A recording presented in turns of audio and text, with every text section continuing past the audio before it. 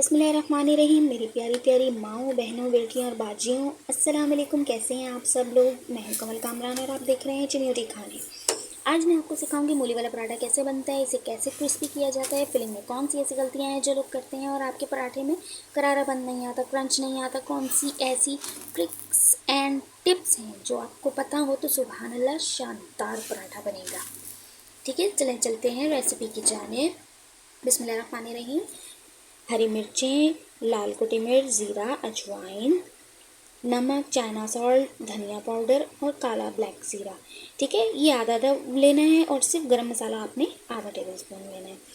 2 مولیاں لی، اس کو ہم نے اچھی طرح سے کرش کر لیا، مولی کے پتوں کو کاٹ کے رکھ لیا ہم نے اچھی طریقے سے اس کے اندر۔ اس سے یہ ہوتا ہے ٹیسٹ بہت اچھا آتا ہے۔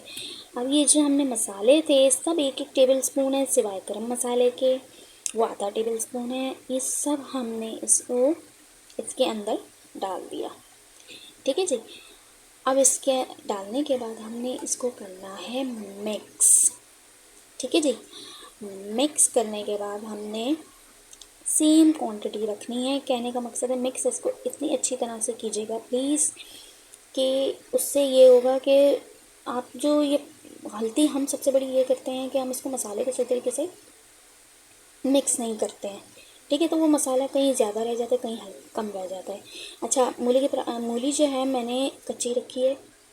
ٹھیک ہے، کچی مولی رکھی ہے، اس سے یہ ہوتا ہے کہ ہر کسی کے گھر کا کھانا الگ ہوتا ہے، طریقہ ذائقہ سب کچھ الگ ہوتا ہے۔ ٹھیک ہے، اچھا اب یہ میں نے پیڑے لے لیے۔ ٹھیک ہے جی، بسم اللہ الرحمن الرحیم۔ یہ میں پیڑوں کو بیل رہی ہوں، 1 بائی 1 میں نے ان کو بیلنا ہے۔ کنسسٹینسی کوشش کیجیے گا جو اس کی پیڑوں کی تھکنس ہے اس کو سیم رکھیے گا۔ یہ نہ ہو کوئی روٹی آپ نے موٹی بیلی ہے، کوئی آپ نے پتلی بیلی ہے۔ ٹھیک ہے جی، سیم میں نے اسی طرح سے میں نے 4 روٹیاں بیل لی ہیں۔ ٹھیک ہے، اسی طریقے سے، کیونکہ جو ہے نا سیم کوانٹٹی، تھکنس سیم ہونی چاہیے۔ یہ دیکھ لیجیے گا، بیل لیے میں نے 2 پراٹھے۔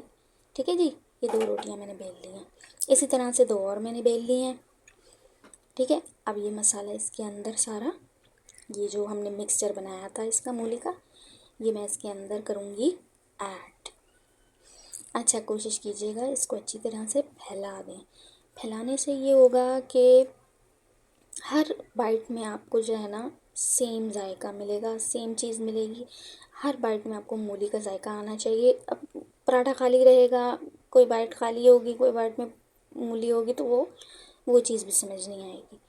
ٹھیک ہے جی، اب ہری مرچیں اس کے اندر ڈلی ہوئی ہیں تو کوشش کیجیے گا صحیح طریقے سے اس کو رکھیں۔ اب یہ میں نے اس کے اوپر ایک اور پراٹھا بچھا دی ہے، روٹی بچھا دی ہے، اچھی طریقے سے اس کو میں سائڈوں کو دبا دیا۔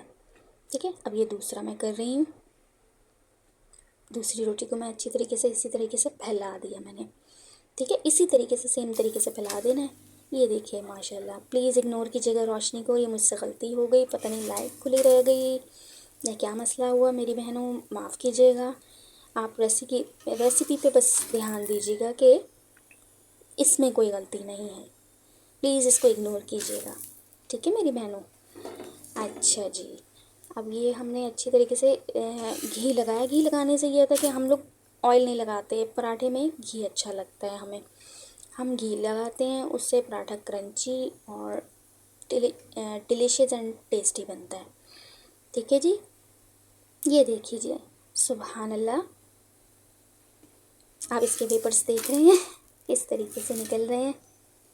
گرما گرم پراٹھا تیار ہونے جا رہا ہے۔ اچھا جی، اب میں نے اسی طریقے سے دوسرے پراٹھے کو بھی کر لیا ہے، یہ میرا دوسرا پراٹھا بھی تیار ہونے لگا ہے۔ ٹھیک ہے،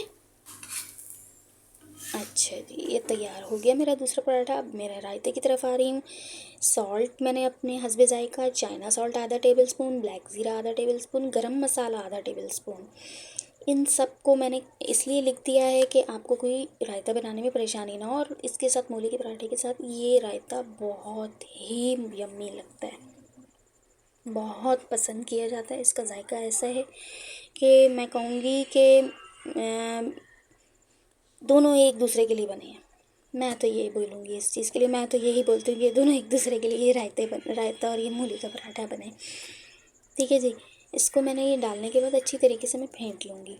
پھینٹنے سے یہ ہوگا کہ یہ لمس وغیرہ جو یہ گٹھلیاں رہ جاتی ہیں، پانی نہیں ابھی ایڈ کروں گی.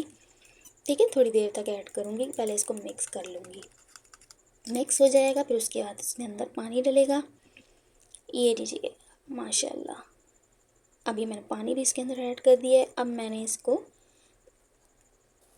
ٹھیک ہے جی، یہ دیکھ لیجیے ماشاء اللہ سبحان اللہ، میرے اللہ کی شان. یہ ہو گیا ہمارا مزیدار پراٹھا تیار. کھا کے آپ کو ٹکار نہ آئے تو آپ بولیے گا. بہت ٹیسٹی پراٹھے یہ بن کے تیار ہوتے ہیں.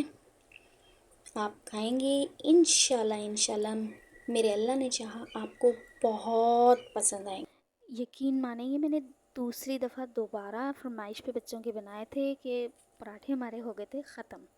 ٹھیک ہے جی، دعاؤں میں یاد رکھیے گا.